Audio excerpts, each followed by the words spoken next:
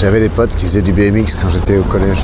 Les gens souvent ils me disent putain mais t'as pas peur de monter sur scène et tout.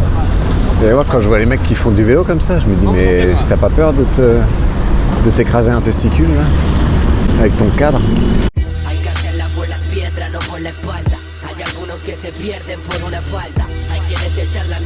Je sais pas s'il y a des lecteurs parmi les gens qui regardent mes roues libres, mais moi je lis beaucoup.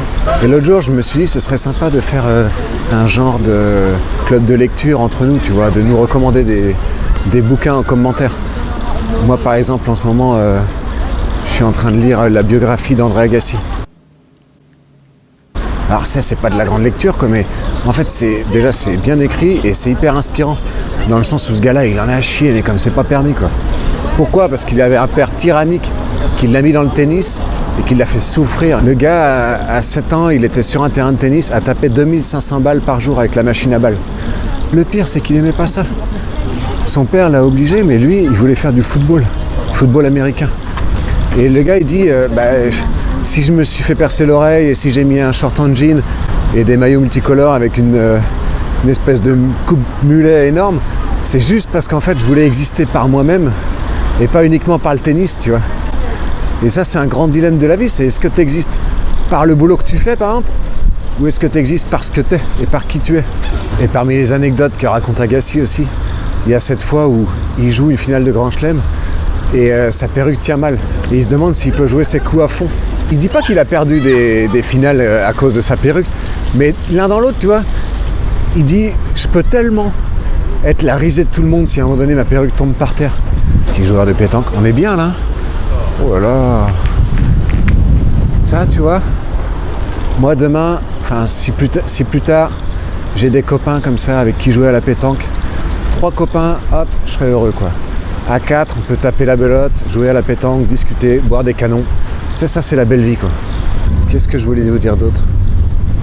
Ah oui, je voulais vous dire que là, je suis en train de penser à ma chronique pour la semaine prochaine. Non, la semaine suivante, parce que la semaine prochaine, c'est des rediffs, c'est des vacances. Et je voulais faire un truc sur les gens qui partent en tour du monde.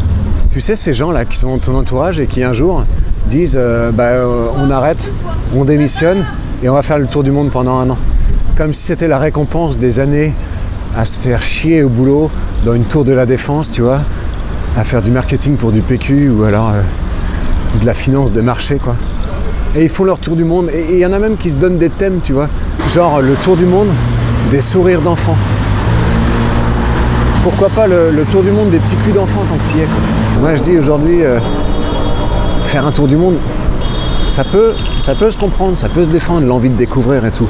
Mais à un moment donné, en fait, il va falloir qu'on se restreigne un peu, quoi. On peut pas prendre 25 avions à 2 pendant 1 an là et faire des trucs juste pour dire allez, super, je vais faire mes selfies devant le Taj Mahal ou devant l'Opéra de Sydney, quoi. Surtout qu'on les a déjà vus 1000 fois, ces bâtiments là. Donc si vous avez des idées de lecture à partager, n'hésitez pas. Et si vous avez des idées aussi concernant ces gens qui font des tours du monde, n'hésitez pas non plus. Le roi de la capote.